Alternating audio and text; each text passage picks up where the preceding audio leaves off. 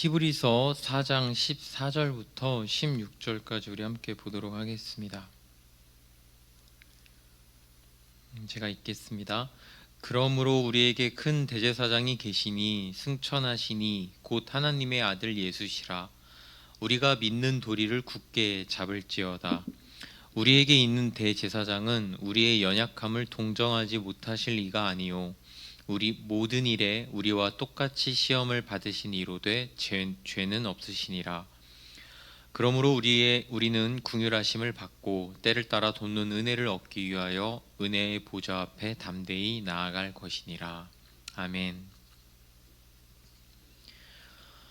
우리가 아는 예수님은 세례 요한에게 세례를 받으시기 전까지 약 30년 동안 개인적인 삶을 보내신 사생애를, 그리고 요한의 세례 이후로 십자가에서 죽음을 맞으시기까지 약 3년간의 공적인 사역을 하신 공생애를 보내셨습니다. 그리고 약 33살의 나이로 승천하셔서 하나님 보좌 옆으로 가셨습니다. 그렇게 예수님께서 이 땅에 처음 오신 사건을 초림이라고 하고, 다시 오실 예수님의 약속을 따라 우리는 예수님의 재림을 기다리고 있습니다. 그 사이 기간 동안 인류는 예수님의 오심을 기념하며 예수님의 탄생일을 축하하고 있죠. 로마에서 기독교가 국교로 지정이 되면서 그때부터 예수님의 탄생일을 축하하기 위한 날이 생겼고, 성탄절은 그때부터 시작된 관습입니다. 우리나라는 6.25 전쟁 이후에 성탄절을 공휴일로 지정한 미군정의 정책을 당시 이승만 정권이 받아들여서 계속 유지된 것으로 보입니다. 성경은 예수님의 탄생에 대해서는 말하고 있지만 탄생일에 대해서는 언급하고 있지 않습니다. 그래서 사실 정확한 날짜가 언제냐, 이것은 중요하지 않고요. 우리는 늘 이런 계기를 맞아 다시금 말씀을, 삶을, 그리고 우리 자신을 돌아보고자 합니다. 오늘 말씀을 통해 예수님이 이 땅에 오신 가장 큰 이유 중 하나이자 우리가 예수님을 믿을 때에 믿을 만한 근거가 되는 이유 중 하나를 보고자 합니다. 들으시고 하나님의 큰 은혜가 여러분들의 마음에 심겨지기를 바랍니다. 히브리서 4장 13절까지는 말씀에 대한 이야기고요. 14절부터는 예수님에 대한 설명인데요. 14절을 보시면 그러므로 우리에게 큰 대제사장이 계시니 승천하시니 곧 하나님의 아들 예수시라. 14절에서 하나님의 아들 예수, 이때의 예수는 이들이 정말 두 눈으로 보고 경험한 그 사람, 이 땅에 오셔서 십자가에서 죽으시고 부활 승천하신 그 예수님을 말합니다. 그 예수님을 큰 대제사장이라고 하는데요. 왜 이렇게 부릅니까? 일단 대제사장이 누굽니까? 이스라엘 백성을 대표하여 하나님께 제사를 드리고 이스라엘 백성들의 죄의 문제를 관리하고 성전과 성막을 관리하는 사람 아니겠습니까?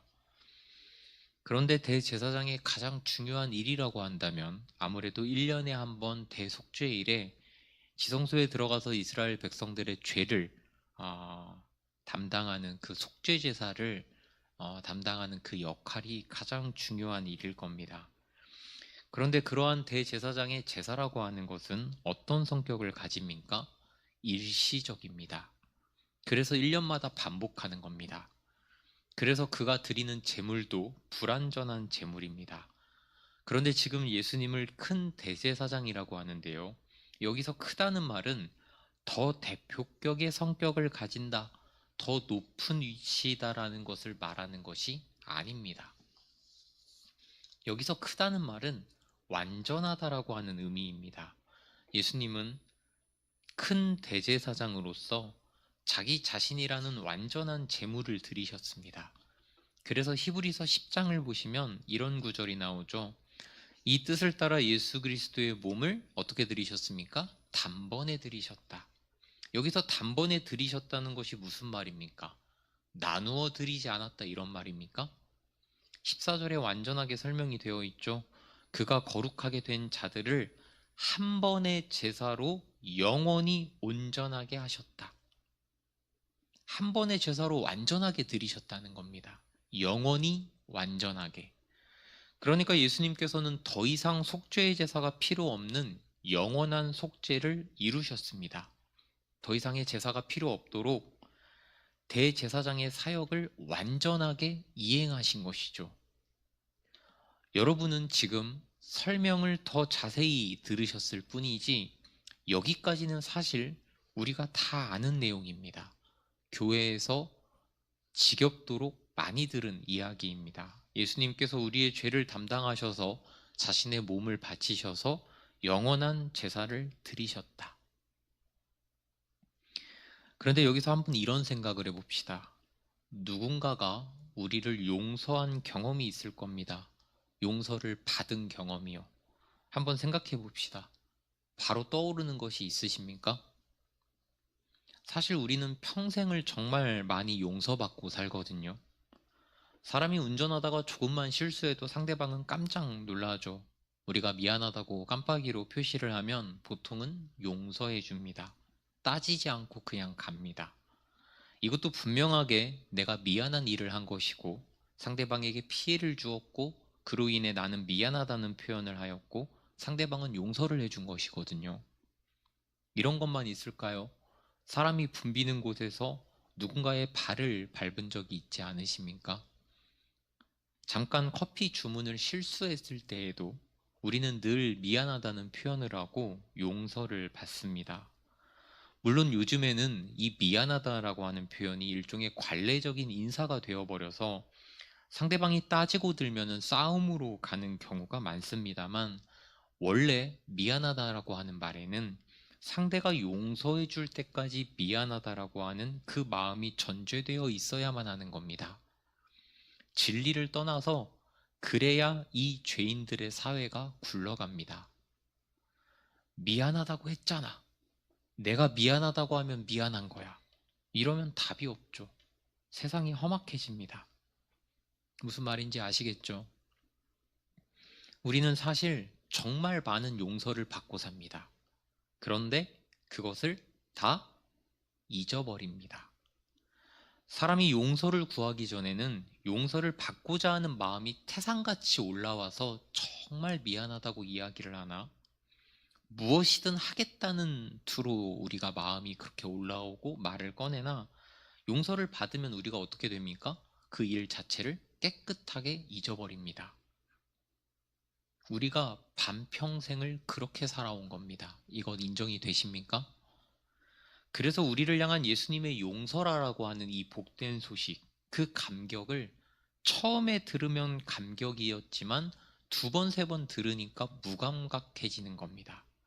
그래서 보통 사람들은 처음 예수님을 만날 때, 예배 때나 수련의 말씀 때에 예수님의 용서에 관한 말씀을 처음 들을 때는 펑펑 울지만 그 다음부터는 울지 않습니다. 왜요? 이미 아는 이야기거든요. 그 다음에는 이렇게 생각을 하죠. 그래서 그 용서가 오늘 나에게 대체 무슨 소용이 있는데? 그런데 세상만사 모든 일에는 법칙이 있습니다. 하나님께서 이것이라고 정하시고 그것을 성경 어디에 기록해 놓으시지는 않으셨지만 이 세상에는 법칙 하나가 있는데요.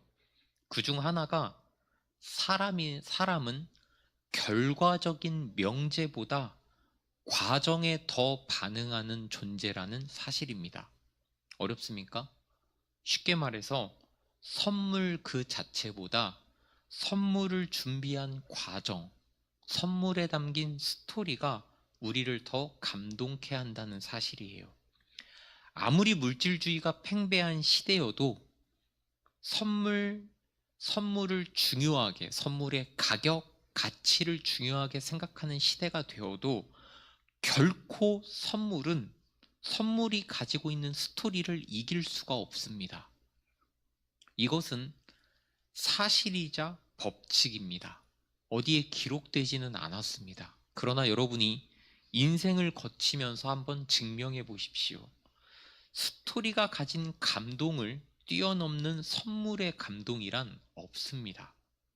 그래서 오늘 우리는 예수님께서 우리에게 주신 선물이 아니라 거기에 담긴 스토리 하나를 보고자 하는 겁니다. 15절. 우리에게 있는 대제사장은 우리의 연약함을 동정하지 못하실 리가 아니요.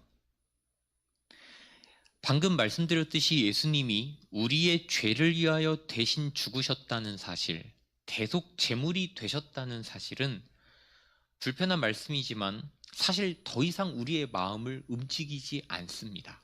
움직이지 못합니다. 이것이 우리 안에 감사와 은혜가 없다는 말이 아니죠. 많은 신자들이 이 사실에 대해 더 이상 특별한 감흥이 없다는 말이에요. 그렇지 않아야 하지만 많은 경우 그럴 겁니다. 그래서 우리는 이제 그 사실 이면을 보고자 하는 건데요.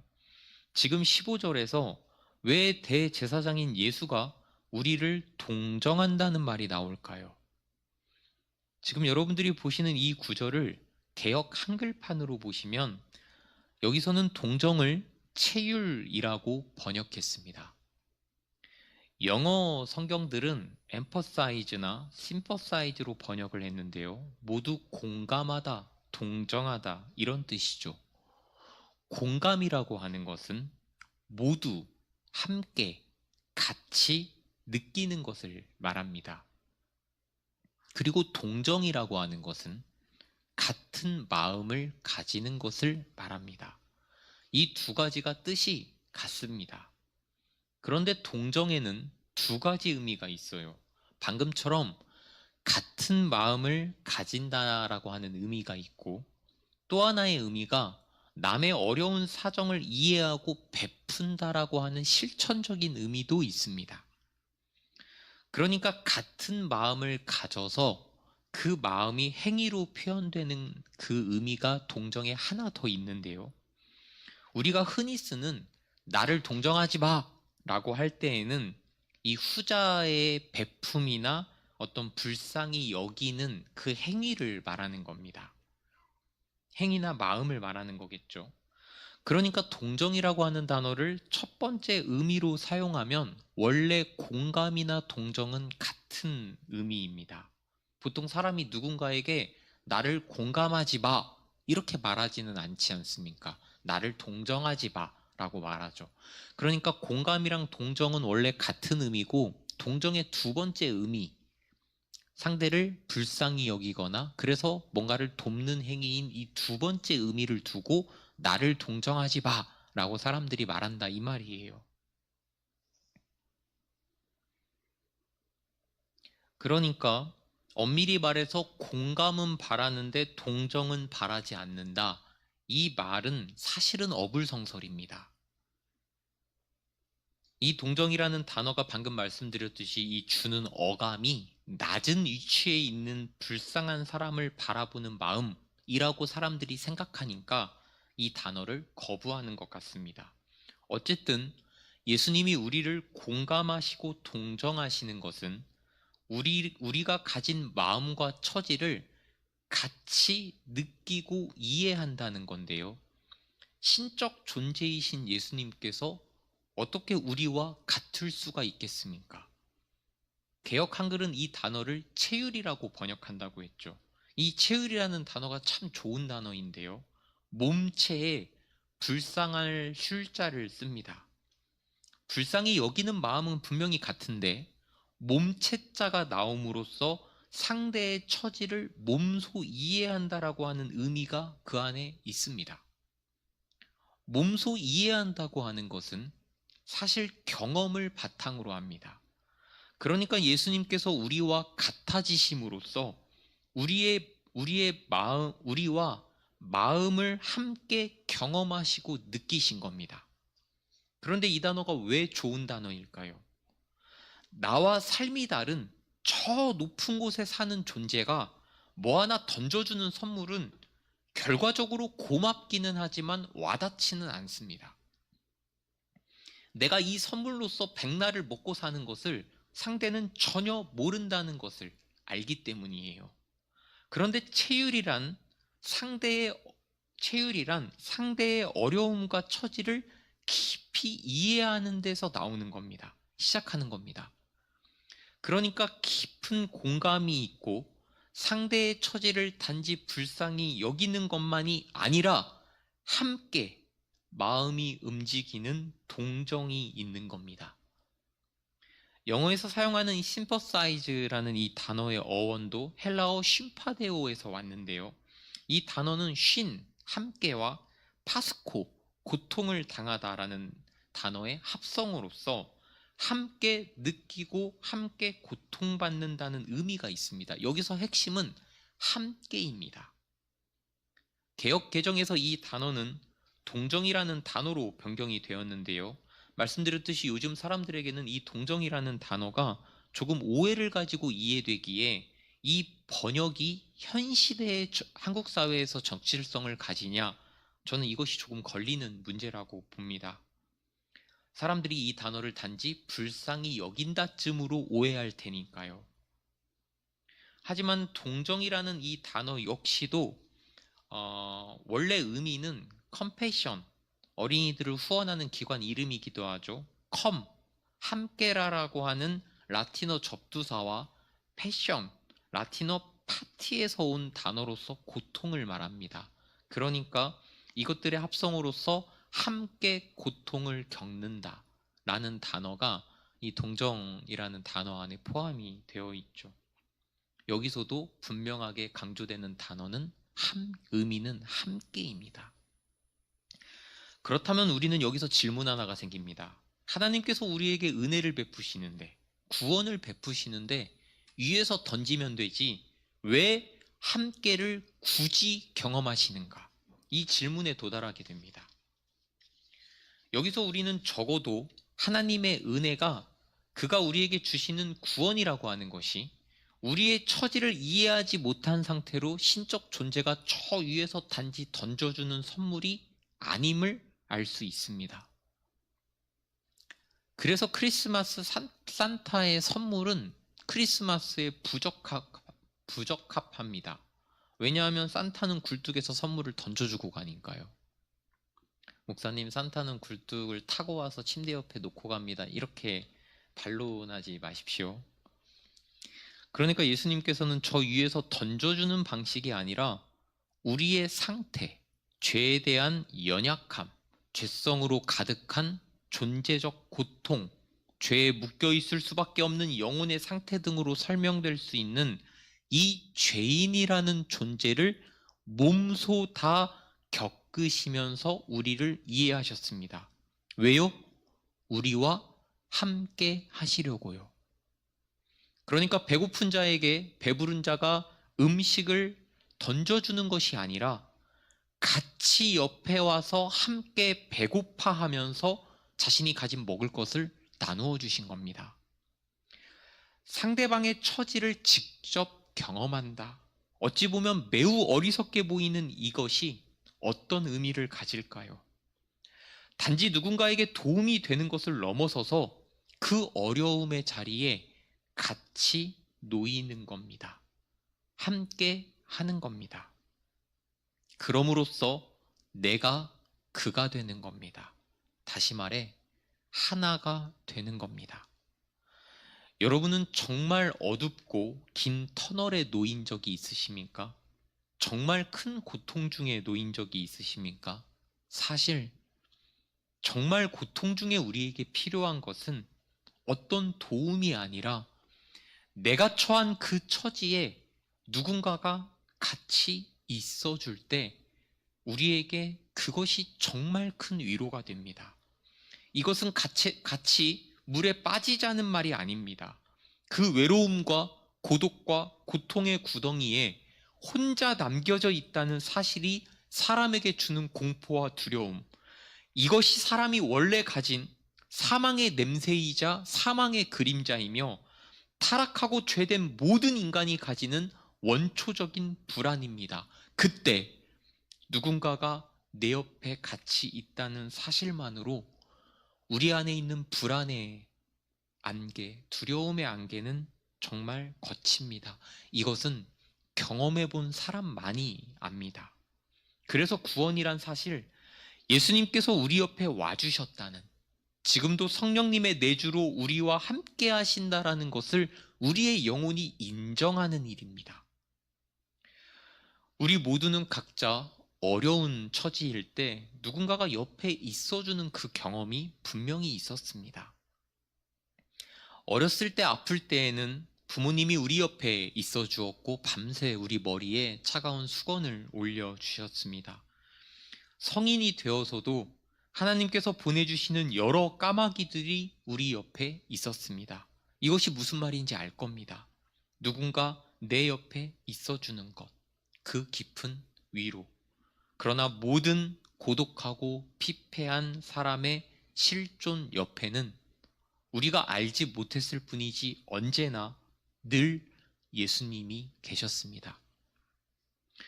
우리는 같은 처지에서 정말 엄청난 위로를 받습니다. 그가 나와 다르지 않다는 것, 그가 내가 겪은 모든 것을 경험했다는 것, 내가 받은 유혹과 고통과 연약함과 아픔을 그가 정말 다 아신다는 것. 그런데 그는 죄가 없으십니다. 15절, 모든 일에 우리와 똑같이 시험을 받으신 이로되 죄는 없으시니라. 여기서 그가 죄가 없으시다는 이 말은 우리에게 너는 실패해서 죄를 지었으나 나는 그러지 않았다라고 하는 차이를 말하려는 것이 아닙니다. 너가 곧 나처럼 된다는 겁니다. 그것을 위해 우리의 처지를 바꾸어 주겠다는 겁니다. 우리가 완전히 다른 존재가 될 거라는 말입니다. 그래서 예수님께서는 이런 말씀도 하신 겁니다. 내가 진실로 진실로 너희에게 이르노니 나를 믿는 자는 내가 하는 일을 그도 할 것이요 또한 그보다 큰 일도 하리니. 내가 안다. 너가 얼마나 죄에 약한지, 얼마나 약한 존재인지, 얼마나 흔들리는 존재인지, 얼마나 고통스러운지 내가 안다. 하지만 너는 결국 나처럼 사탄의 모든 시험을 이겨낼 것이고 내가 하는 일을 너도 하게 될 것이고 그보다 더 큰 일을 하다가 죄가 없는 곳으로 가게 될 것이다. 이 말입니다. 예수님이 우리를 위해 하신 일은 신적 존재가 어느 날 찾아와서 뚝딱 해치운 일이 아닙니다.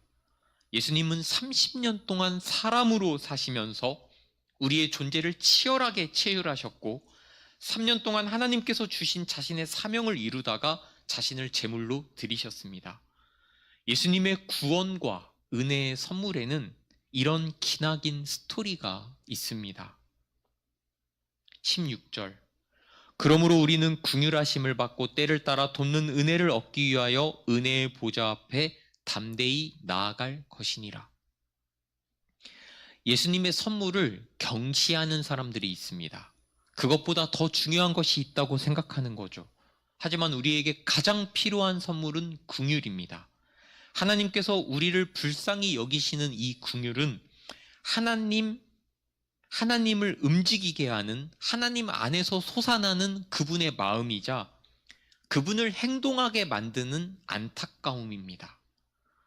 그래서 우리는 하나님의 은혜를 구해야 하고 긍휼을 얻어야 합니다.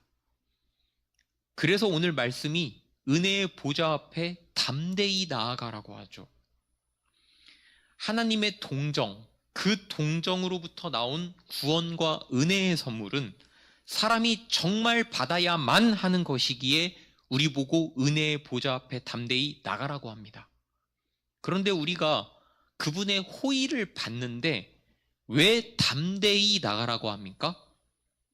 사탄이 이를 막기 때문이에요.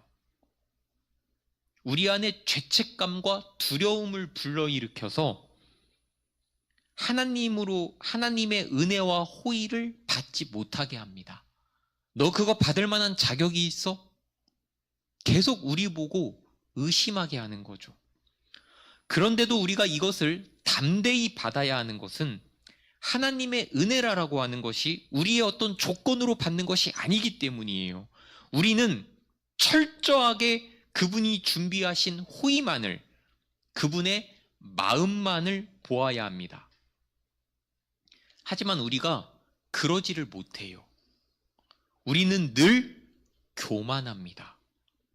우리에게 어떤 조건이 있어야 하나님께 무언가를 받을 자격이 있다고 생각해요.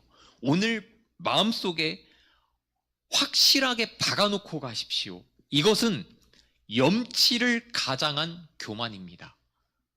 염치를 가장한 교만. 교만이란 이런 면에서 우리에게 최소한의 자격을 남겨놓는 굉장히 악독하고 교묘한 자기 높임입니다. 우리는 철저하게 우리 자신을 무시해야 합니다. 우리는 자격이 없습니다. 그것은 교리적으로도 사실이며 존재적으로도 사실입니다. 왜 자꾸 그것을 생각합니까? 염치를 가장한 교만, 꼭 기억하십시오. 우리가 주목해야 할 것은 오직 그분이 하신 일입니다. 그분이 이 일을 하기 위해 쓰신 스토리에 집중해야 하고, 그분이 하신 일에 집중해야 하고, 이것을 준비하신 그분만을 바라봐야 합니다. 그것만 바라보고 받아야 합니다.